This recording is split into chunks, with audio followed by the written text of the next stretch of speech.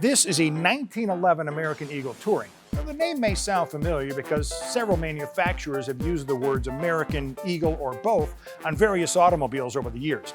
But this is not the American Motor Company you're thinking of.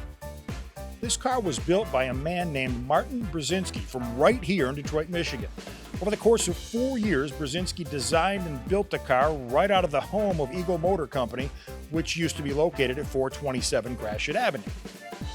It's amazing today, 109 years later, that Burzynski's one-off resides here at Stalls, located at 26 Mile and Gratiot, just a mere 35 miles from its origin.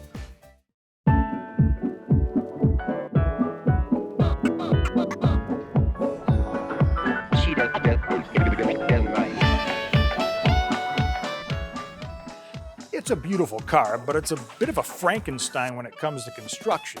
It was basically built from a variety of easily accessible parts. It was equipped with a Wisconsin 60-horsepower 6-cylinder engine. Burzynski wasn't messing around when it came to power. In 1911, a 60-horsepower engine was a rocket ship that few on the road could match.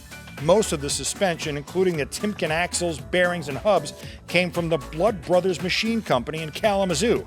You know, that place where Elvis lives. It was a big car featuring a 132-inch wheelbase, and it was capable of carrying 7 passengers, or 3 of me. If you recall, I mentioned this car was built for a specific purpose. That purpose? Tires. What made the American Eagle unique was not necessarily the car itself, but what it rides on. Burzynski had patented a design for a tire that would be impervious to flats or blowouts. But much like the Titanic was built to be unsinkable, the idea didn't float. This is one of Burzynski's original wheels and tires. It was made of, you hear that? Aluminum.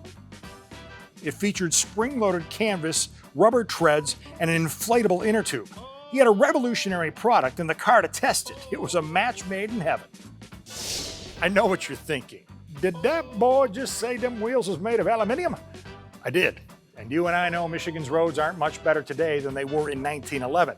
So when old Marty took the American Eagle and his newly invented tire for a spin, 'twas a little bit bumpy. In fact, we have actual footage from that very first test drive.